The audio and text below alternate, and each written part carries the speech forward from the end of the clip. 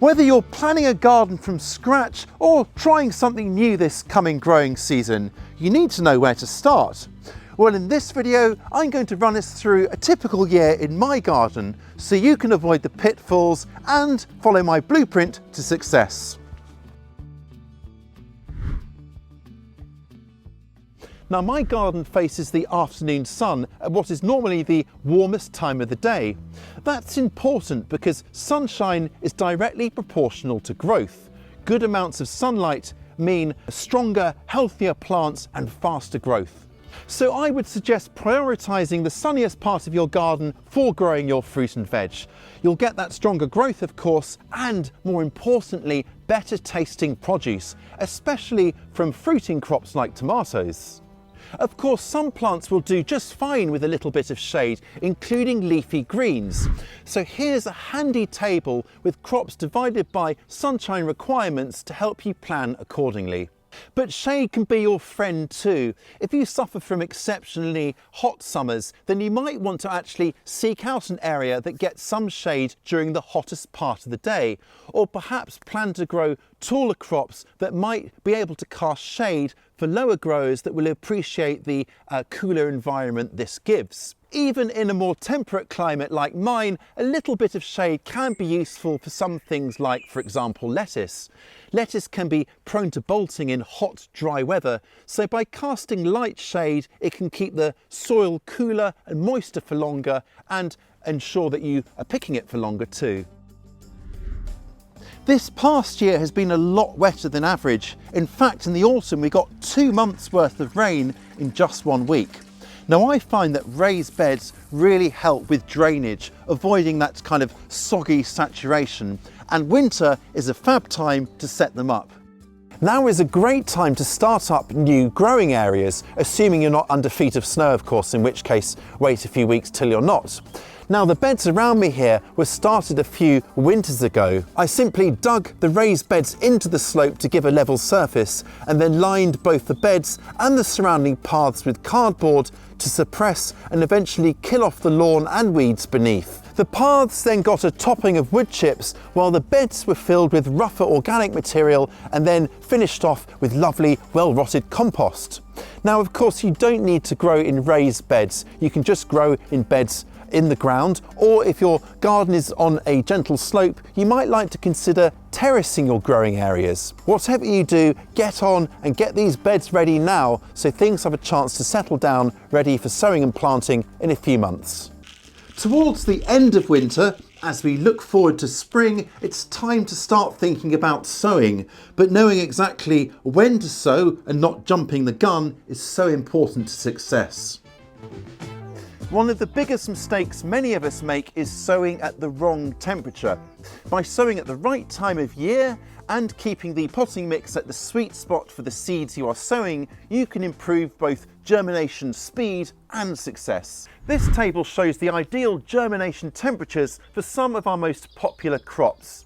And you can clearly see the dramatic difference between cool season vegetables like cabbage, parsnip, peas and spinach, and warm season crops or frost susceptible crops like most beans, melons and peppers. It goes without saying that by keeping temperatures within the optimal range, you can really up your germination wins.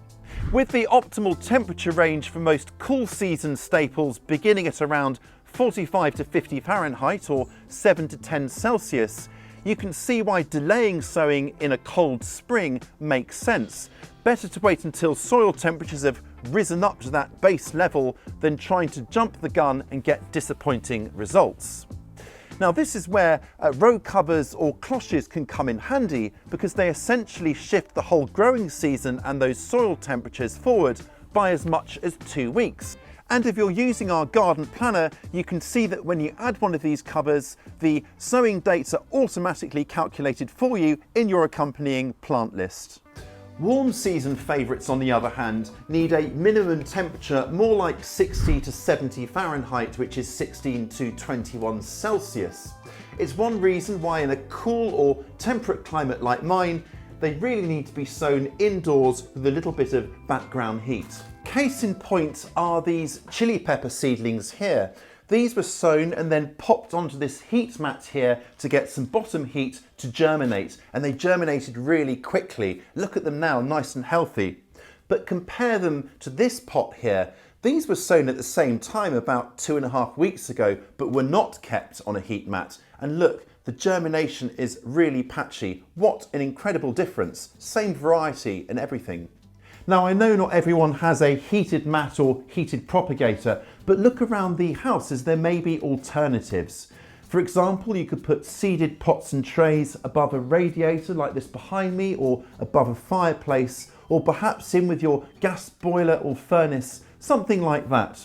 Wherever you put your seeded trays, just include a maximum minimum thermometer so you can keep track of temperatures and check that you're getting close to the optimal range for what you're sowing. Once your seedlings are up, it's time to transplant them to keep them moving along nicely, ready to plant out in a few weeks' time. There is one job I enjoy more than any other, I'd say, and that's transferring seedlings from recent sowings into their own plugs or pots. Now, the gardening term for this is pricking out. And if you're new to gardening and have never done it before, well, please don't worry, it's very easy to do, and this is how I do it.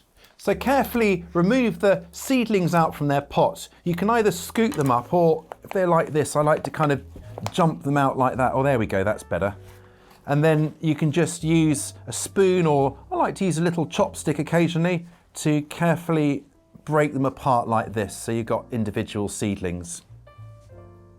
Now, with them all separated comes the delicate bit. Always handle the seedling by its leaf, never the delicate stem, or it could kind of crush or snap it. This has got a lovely root system already. Then make your hole with your chopstick or little stick or spoon or whatever, and carefully guide the roots down and then just gently firm it in like that. Now, I like to do this pricking out while the seedlings are still quite small, and that way there isn't too large a root system and it's easier to guide them into the holes you make.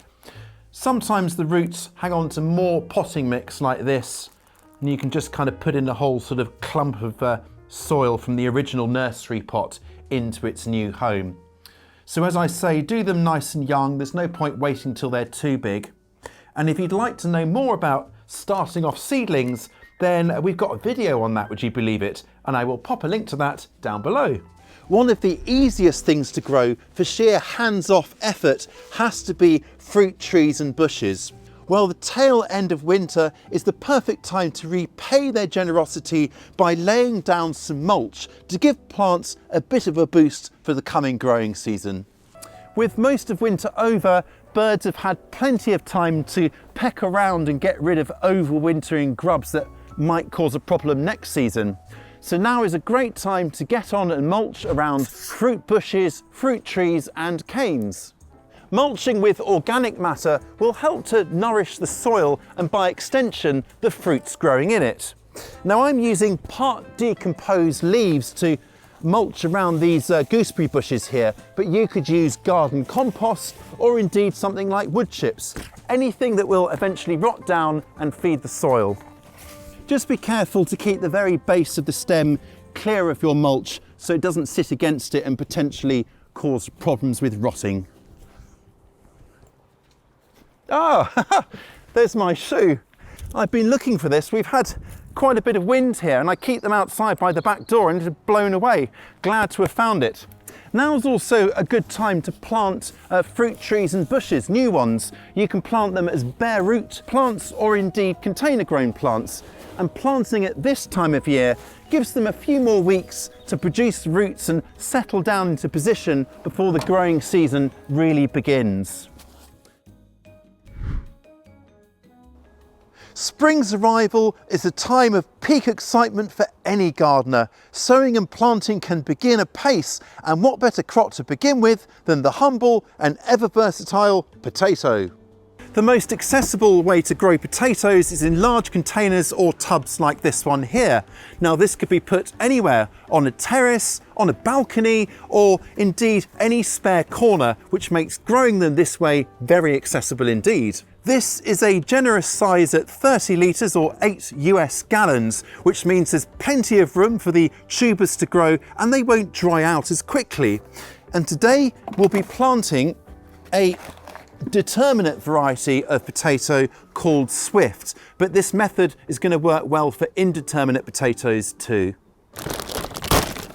Let's start by preparing our growing medium, and for that I'm using some sieved garden compost, and boy is this stuff beautiful, it's so crumbly. I'm also going to add in some old potting mix that I'm just going to reuse, and then to bulk it all out, some standard fresh potting mix as well. Now this three-way split saves on new potting mix because it is quite expensive stuff. So it makes it a bit more economical.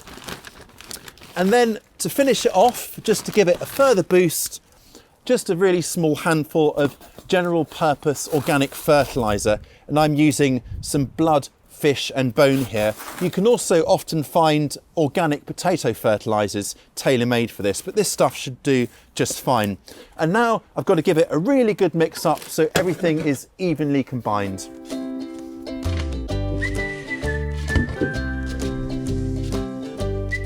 Now pot fill time, and to start I'm just going to fill a container about 1/3 full with our mix here. That should do it. And now 2 seed potatoes are going to go in.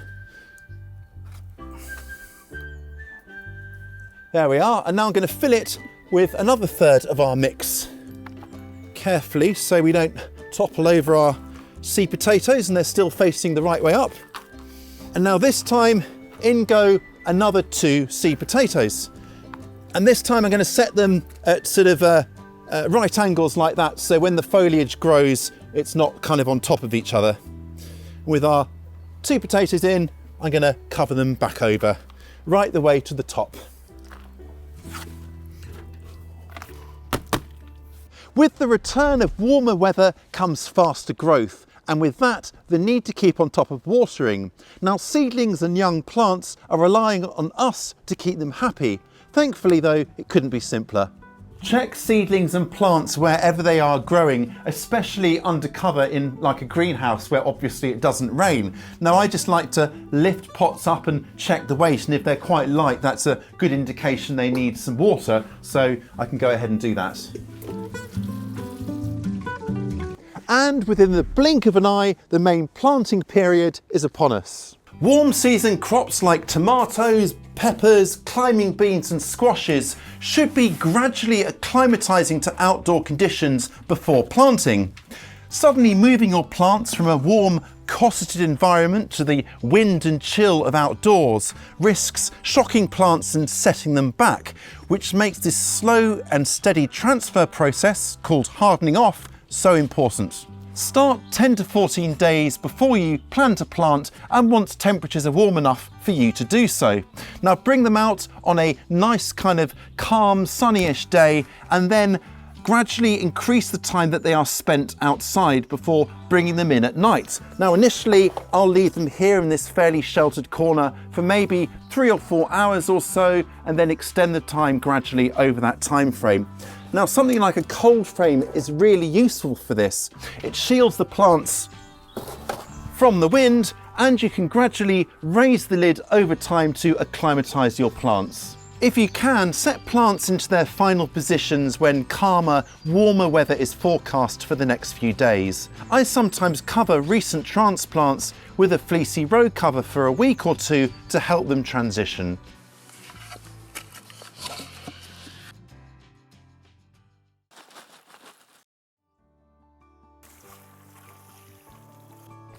I started these fava beans or broad beans last month, and now I've got these beautiful stocky seedlings. Now if you haven't started yours already, then just like peas, there's still time to do so. I find that starting them off away from growing areas not only enables an early start, but of course avoids any risk of those mice once again. I've just noticed on this one here, there's a tiny little ladybird or ladybug there. Pest prevention ready to go.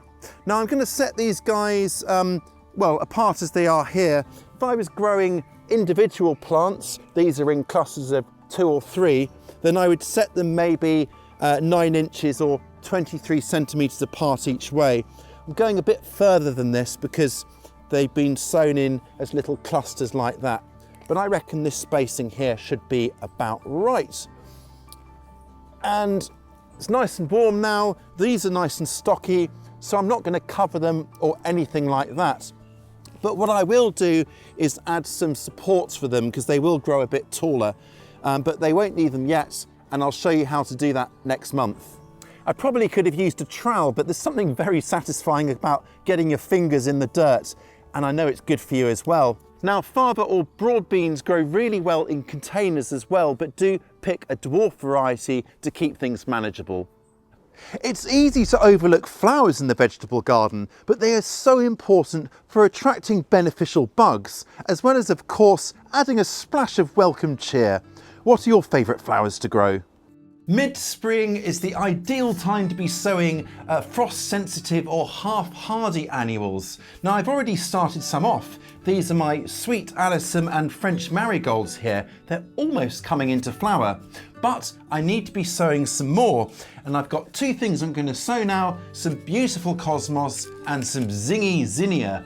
Both of these are really attractive to pollinating insects and pest predators, so they are well worth growing in the vegetable garden, where they will also add a little splash of colour. Now I'm just going to sow them over the surface and then lightly cover them over, starting with our cosmos here. They've got these lovely kind of like spear-like seeds, which are nice and easy to sow. And then our zinnias. Just scatter these over the surface. They're a little bit chunkier. And then lightly cover both pots over with a touch, just a touch of sieved or screened potting mix. These will grow best in the warm, or germinate best in the warm, so after watering them, I'm just going to take them inside to a sunny windowsill to germinate. And once they have, they'll come back out here to grow on, and I will transfer them into their own plugs. Now, if you don't have a greenhouse, don't worry, you don't need one. You could bring them out into a cold frame or just a sunny, sheltered spot, bring them in at night to keep them out of the chill. Then once they've been hardened off and it's safe to do so, I will plant them into the vegetable garden, where they will lend their cheer and spread their inimitable joy.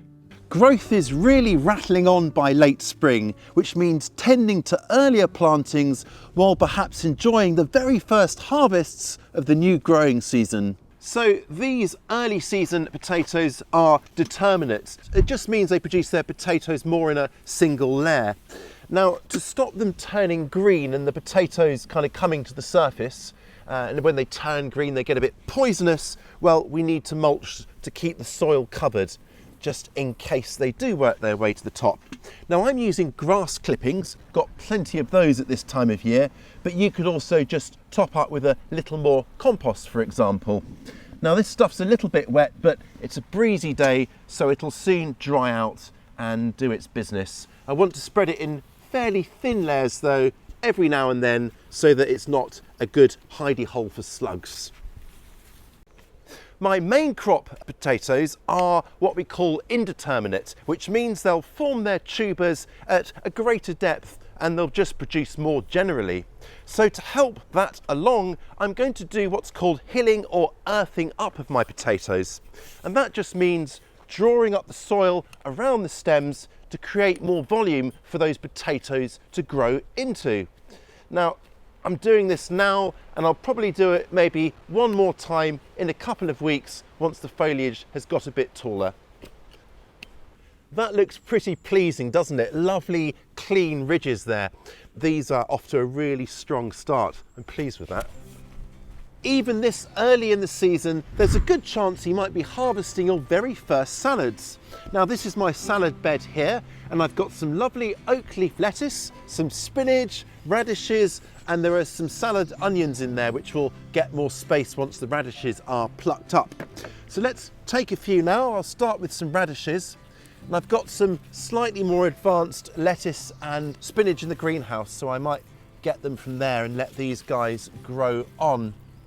Now salads are really quick and easy to start if you haven't done so already.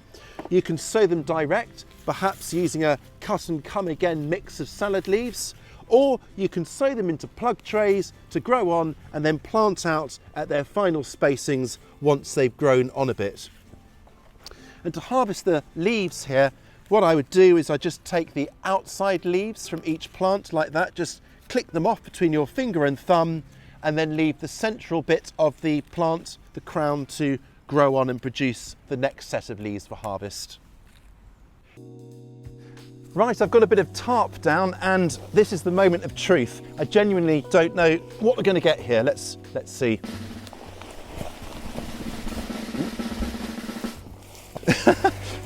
There we go. I am absolutely thrilled about this. Yes, they're not the biggest, but these early creamy sort of hen's egg sized potatoes are absolutely the royalty of all potatoes and will make a fantastic early salad. This is what gardening is all about. Moments like these. I know these are going to be just sublime. Wow.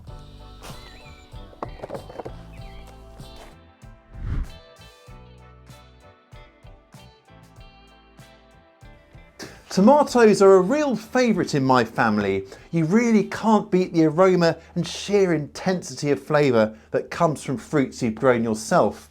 So with summer's arrival, we need to do all we can to keep plants happy. The arrival of warmer weather has finally seen this lot put on a bit of a growth spurt. And look, we even have our first flowers. Now these are all vining or indeterminate tomatoes, and I can now start kind of twirling them around their string supports like this. I will also be removing all of these kind of side shoots or suckers here between the leaf and the main stem. And that's because in my cooler climate, plants can then concentrate on flower and fruit production rather than more stems. Ever persistent pests are never far away, whether it's hungry caterpillars or in this case, marauding pigeons. Well, in all cases, the answer is very simple. Set up your defences to keep them away. Early summer brings a new opportunity for many pests, including many of the moths and butterflies that trouble our brassicas. So what I've got here are my calabrese or summer broccoli and my cauliflowers. And if you'll permit me a modest boast, I think they're looking rather good. This netting was originally put in place to keep the pigeons off. But the problem now is that the butterflies can land and lay their eggs through the netting here, which is touching it. So we need to swap over to something like this insect mesh here. So that is what I'm going to do. When you're putting it down, of course, make sure you secure the sides really properly so that the butterflies can't get in underneath. This is pushing it a bit. I might have to swap it out for an even bigger bit of insect mesh, but this will do for the next week or so. It's not just pests that threaten a hearty harvest, so can poor pollination, but there's plenty we can do about that. In cooler summers or earlier on in the summer when there are fewer pollinating insects around, it sometimes pays to hand pollinate your squash family plants. That's the likes of winter squash, and these here are zucchini or courgettes, for example. Now, not only will this mean you get your fruits earlier and you'll get more of them, it'll also avoid problems from poor pollination like the ends of the fruits growing a bit squishy like this here. Now, it's really simple to do. Let me show you. Now, our first job is to look for a male flower, and these are quite straightforward to identify because they don't have a bulge behind the flower. They've just got a straight stem. This is actually quite a bizarre one because I've got two male flowers fused into one stem here, but you can see the stem is nice and clear and straight. And now the next job is just to peel back the flowers to reveal the stamen in the middle. And with the petals plucked back, you can see we've got the stamens in the middle here and these tiny bits of pollen, that's the bright yellow stuff. Now we've got to look for a female flower. Now the female flowers are really easy to identify because they're the ones with the immature fruit behind the back of the flower, the sort of bulge. And these are really easy because they're yellow zucchini or courgettes.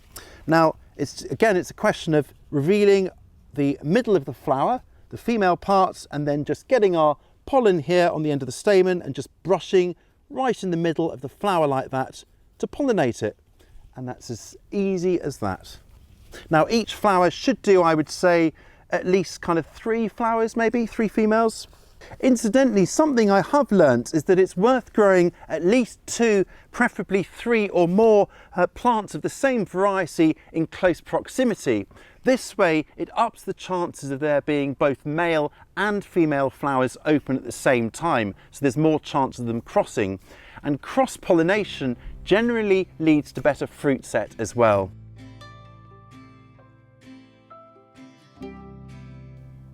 Corn is wind pollinated, which is why we plant it in a block like this to maximise the chances of the pollen drifting down from the tassels at the top of the plant to the silks at the end of the young cobs halfway down. And this is what a cob looks like if it doesn't get enough pollen to properly pollinate the whole thing. Because of this, and if there isn't enough wind, I like to just tap the stems of the corn to release clouds of pollen that really maximise that pollination effect. That way I'll get cobs with many more kernels nicely filled. This simple act will greatly improve things, especially if your garden is sheltered like mine. Soil fertility is also important to give your plants a well-earned boost. With the halfway point of the growing season upon us, there's no time like now to top up soil fertility.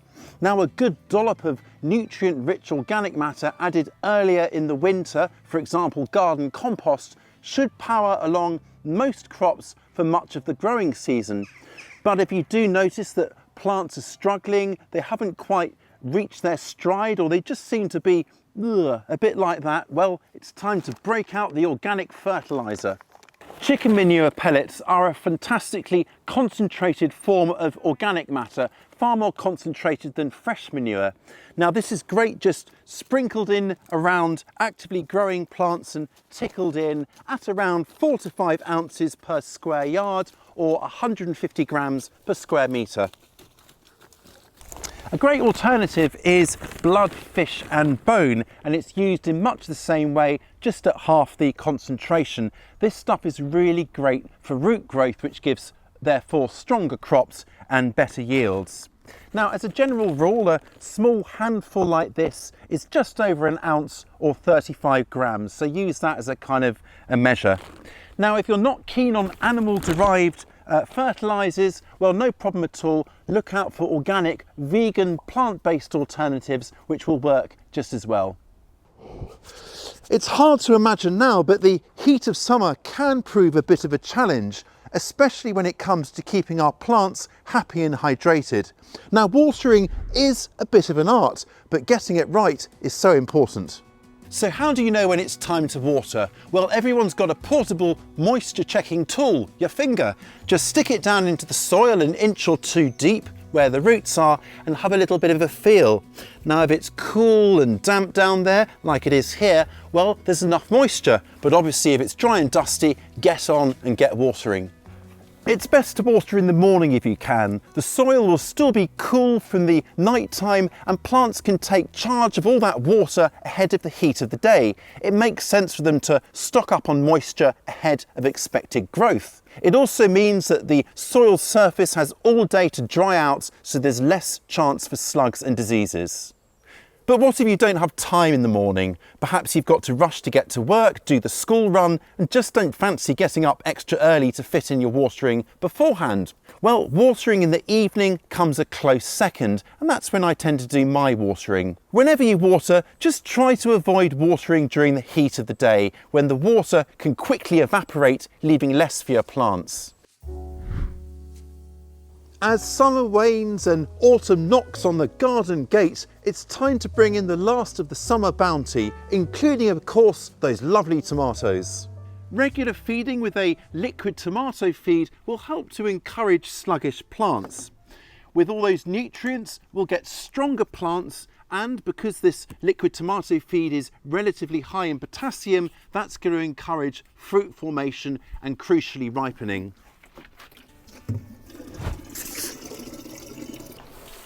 In the summer months, I like to feed my plants at least once every 2 weeks. Now, please don't skip on this vital stage.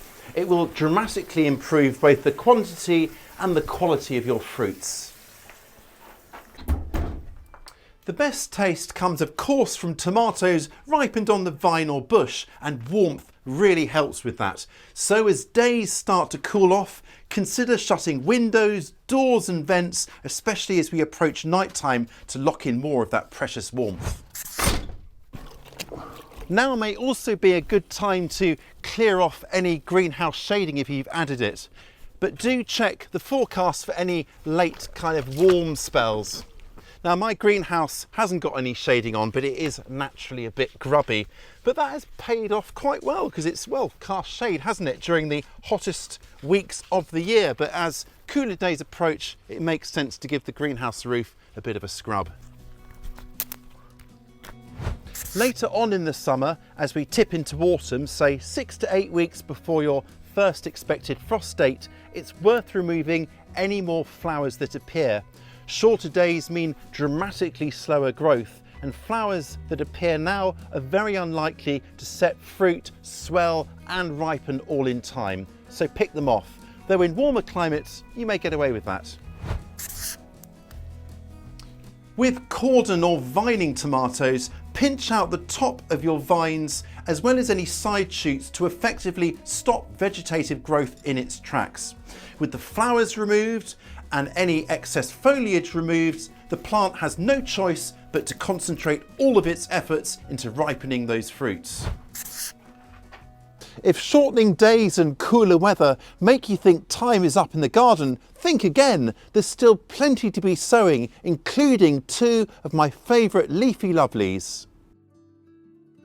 Arugula or rocket loves the cool of early autumn and will even thrive in partial shade. Now just scatter the seeds this time over your raked soil like this. This is what's called broadcast sowing because the seeds are being broadcast all over. You can then add a little bit more compost or soil over the top to cover them, or my preference, just lightly rake the soil to contact the seeds with those crumbs of soil like that, and then, just to be sure, firm everything back with the back of the rake like that. Water them gently and keep the soil nice and moist, and before long you will have those lovely fresh, vibrant greens ready to pick.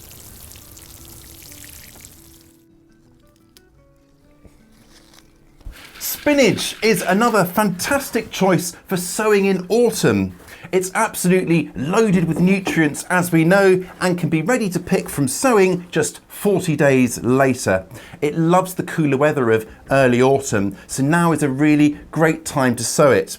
Look for varieties though that are described as quick growing to make sure you get a harvest before the cold weather returns. Spinach can easily be sown direct into the ground where it's to grow about ½ an inch or 1 centimetre deep into rows about 30 centimetres deep. I, as you can see, are sowing mine into plug trays, and the reason for that is there's just not quite enough space up there, so I can start these guys off while earlier crops are finishing off up there. That's a great example of succession sowing and is a fantastic way to get even more from the space you have. Now it's just a couple of seeds going into each plug, and then I'll just cover them back over with a little bit more of my sieved potting mix here.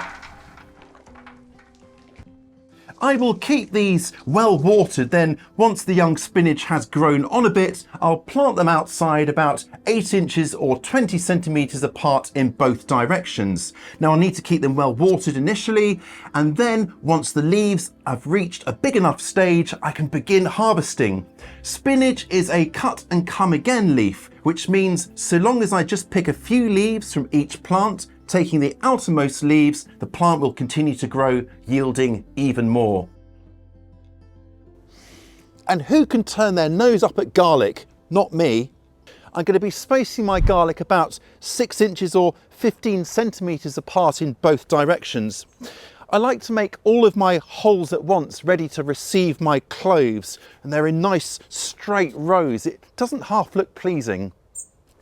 Giving plants plenty of space will help to plump up those big bulbs we're after, and it will also encourage more airflow. Now that's really important to help prevent or reduce the risk of diseases like rust, which can happen later on in the growth cycle to really slow things down.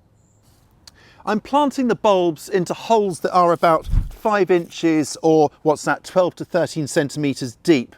And that way, when I fill them back over, they will have about 4 inches or 10 centimetres of soil above the top of the clove. Now, you want to get them planted the right way, so pay attention. You want the flat bit here, that's where the roots emerge, facing downwards, and the pointy end, that's that bit here, facing up, because that's where the leaves will emerge from. And so with the trees shedding their leaves and the first frosts comes those quieter months, a chance for us to take a breath and take stock, but not before taking advantage of that annual bonanza, fallen autumn leaves. Autumn is a time of huge excitement for me because I know there are piles of leaves just waiting for me to hunt down, rake up and selfishly hoard to use in my garden. For this year's leaf mould pile, I am making a leaf mould cage. Now, what this does is simply contain the leaves to stop them getting blown away by the wind, and as they decompose, they will also offer a home for wildlife. What I've done here is I've hammered in 4 corner posts, just so they're nice and firm. This isn't an engineering marvel by any means. And now I've got this kind of old bit of deer fencing here. You could perhaps use some kind of chicken wire or something similar. And I'm securing it to the posts, and then I'll wrap it all the way around the 4 posts. Now what I'm actually doing here, you might notice, is I'm raising it slightly off the ground by about 6 inches or 15 centimetres or so. And what that will mean is that any critters that want to walk in through the ground to rest in the leaves over the winter can do that, because this stuff won't be touched for at least a year. And now I'm just kind of tying on a makeshift little door like this, and I'm going to create a sort of fastener by just weaving in a bamboo cane like this into the sides. That way I can open and shut the door nice and easily. It'll just make accessing the leaf mould so much easier, so I won't have to kind of hover over and dig it out. I can just sort of scrape it all out when it's ready. There we go.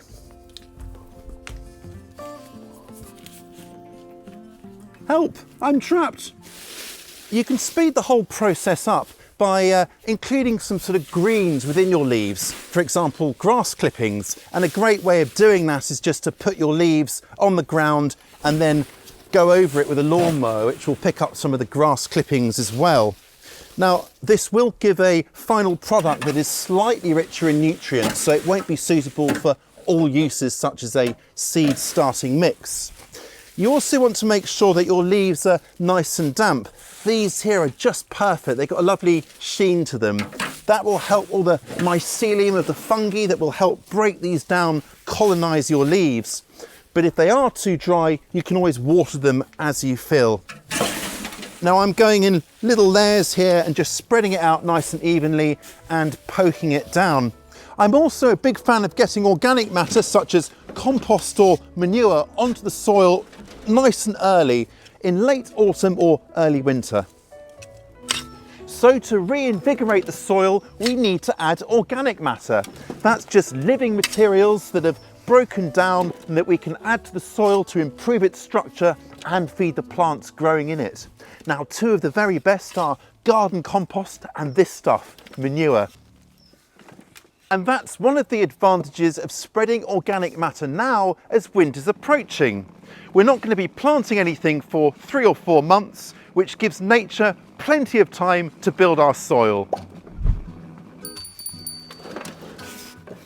So I'm just going to spread this stuff about 2 inches or 5 centimetres deep like this, and I can use the back of my fork here just to kind of smash apart any bigger bits like that.